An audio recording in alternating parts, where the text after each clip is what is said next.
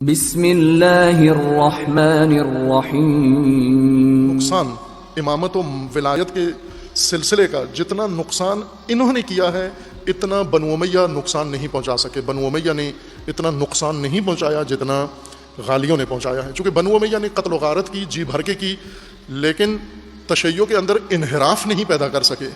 بنو امیہ نے قتل و غارت کی ائمہ ہدی اہل بیت علیہ السلام کی اور ان کے پیروکاروں کی، لیکن اس سلسلے کے اندر گمراہی پیدا نہیں کر سکے۔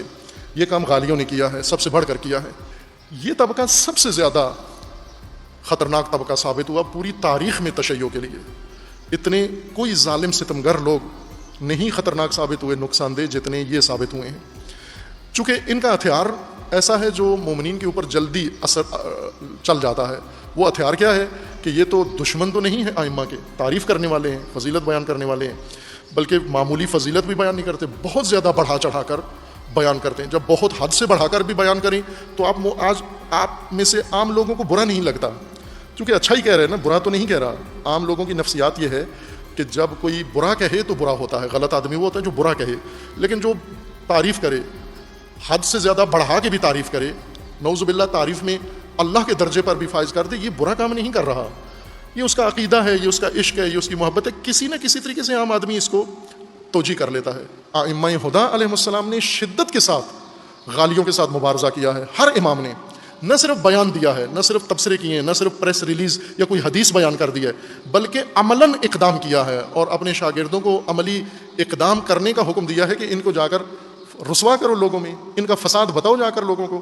جیسے امام ہادی علیہ السلام کی وہ حدیث ہے نا کہ یہ ممتورہ ہیں، یہ اس نجس کتیا کی طرح ہیں، ان کی اپنی مجلسوں میں مت آنے دو۔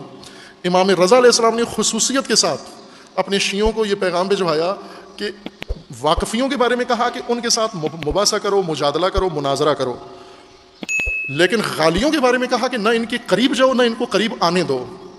امام رضا علیہ السلام کے دو الگ موقف تھے۔ یہ دونوں شیعہ منحرف گروہ تھے، واقفی بھی جو امام رضا کو امام ہی نہیں مانتے تھے، امام موسیٰ کاظم علیہ السلام کو مانتے تھے، اور غالی جو ایسے غالی بھی تھے جو خود امام رضا علیہ السلام کو نعوذ باللہ اللہ مانتے تھے۔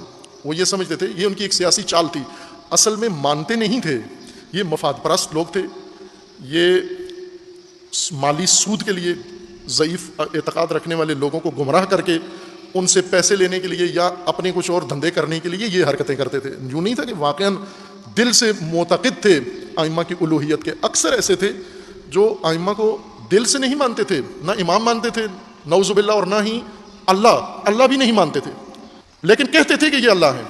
کیوں کہتے تھے؟ چونکہ ان کو اللہ ثابت کر کے خود رسول بننا ہے، انہوں نے ان کو نعوذ باللہ اللہ کا درجہ دے کر خود ان کا سفیر بننا ہے، نمائندہ بننا ہے، پیغمبر بننا ہے، اور ظاہر اللہ تک تو رسائی نہیں ہے لوگوں کی، رسول تک ہے، لہٰذا رسول بن کے لوگوں کو ورگلانے، اور اکثر یہ دھندا کرتے تھے، یہ اس طرح کی حرکتیں کرتے تھے، ابھی بھی موجودہ بھی اسی طرح سے انجام دے رہے ہیں۔ امام رضا علیہ الصلوۃ والسلام کی زندگی کا اکثر ایک مبارزہ کا حصہ ان منحرف گروہوں کے مقابلے میں قیام تھا اور اقدام تھا، اور اپنے شیعوں کو ان کی طرف متوجہ کیا کہ یہ فتنہ ہے، ان کو اپنے قریب مت آنے دو اور ان کے قریب مت جاؤ تم۔ بعض اپنے شاگردوں کو، علماء کو کہتے تھے کہ واقفیوں کو جا کے سمجھاؤ، یا واقفیوں کے پراپیگنڈے سے جو متاثر ہو چکے ہیں ان کے ذہنوں میں جا کر وضاحت کرو، ان کے مغالطے لوگوں کے دلوں سے دور کرو۔ لیکن غالیوں کے بارے میں یہ نہیں کہتے تھے کہ ان کی غلط فہمیاں دور کرو جا کر، چونکہ یہ غلط فہمی میں مبتلا نہیں تھے، یہ فساد میں، انحراف میں، اور جیسا میں نے اشارہ کیا کہ ان میں سے ایک دو ایسے تھے جو باقاعدہ نشئی تھے اور ان کے نشے کے اڈے تھے، اور وہ غلو کا مرکز بھی ساتھ چلا رہے تھے، مرکز غلو بھی بنایا ہوا تھا لوگوں کو جمع کر کے۔ اب لوگ کیوں غالی بنتے تھے؟ چونکہ انہیں شراب ملتی تھی، وہاں سے مفت نشہ ملتا تھا۔ اب نشئی کو گھر سے تو پیسے نہیں ملتے نشے کے لیے، اس کو تو کہیں نہ کہیں سے پیسے چاہیے ہوتے ہیں، چوری کر لیتا ہے، چھپا لیتا ہے، گھر کا سامان بیچ دیتا ہے، اپنے بچیوں کے یا اولاد کے جوتے کپڑے بیچ دیتا ہے، زیورات بیچ دیتا ہے۔ آج بھی نشئی یہ کام کرتے ہیں، اس وقت بھی نشے کے لیے ان کو ضرورت ہوتی کہ کسی اڈے پر، کسی دربار پر، نشے کے دربار پر ان کا آنا جانا ہو، اور یہ غالی سرپرستی کرتے تھے ان اڈوں کی، اور نشے کے ذریعے سے ہتھیار بنا کر لوگوں کو نعرے لگواتے تھے وہ غلو کے اور نعوذ باللہ ائمہ کی الوہیت کے۔ یہ تمام ائمہ ہدی علیہ السلام کے زمانے کا ایک اہم باب ہے جو پیش نہیں ہوتا، بیان نہیں ہوتا، چھپا ہوا باب ہے کہ ائمہ ہدی نے کس قدر مبارزہ کیا، مقابلہ کیا غلو کا، اس فتنے کا جو تشیع کو سب سے زیادہ نقصان اس نے پہنچایا ہے۔ آج بھی تشیع اگر بدنام ہے تو ان کی وجہ سے بدنام ہے۔ یہ غالی یعنی ملحد، غالی یعنی مشرک، غالی یعنی غیر مسلم، شیعہ تو دور کی بات ہے، مسلم نہیں ہے، چونکہ جب کسی غیر اللہ کو اللہ کا درجہ دیتا ہے تو وہ اسلام کے دائرے سے وہیں خارج ہو جاتا ہے. لیکن یہ کر کے بھی ان کو پروٹوکول مسلمان والا ملتا ہے. ان کے لنگر کھاتے ہیں جا کر، مومنین چلے جاتے ہیں مولا کی مجلس سے. مشرک ملحد لنگر پکا رہا ہے، آپ کافر ہندو کا نہیں کھاتے ہو، غالی کا کھا لیتے ہو. ہندو اور غالی میں کیا فرق ہے؟ ہندو اور ملحد میں کیا فرق ہے؟ اس کے ہاتھ کا نہیں کھاتے ہو، اس کے ہاتھ کا کھاتے ہو. یہ لوگوں کے اندر ایک تاثیر ہے اس کی. اس وجہ سے ائمہ ہدیٰ نے ان کے خلاف زیادہ سختی خود بھی کی اور شیعوں کو بھی حکم دیا کہ ان کے ساتھ سختی سے پیش ہو کہ یہ تشیع کی تباہی کا باعث بن سکتے ہیں. علماء کرام نے تاریخ بھر میں غلو کے خلاف اپنی مکمل زندگیاں وقف کی ہیں، کتب لکھی ہیں، تحقیقات کی ہیں، 20 کتابیں موجود ہیں، روایات.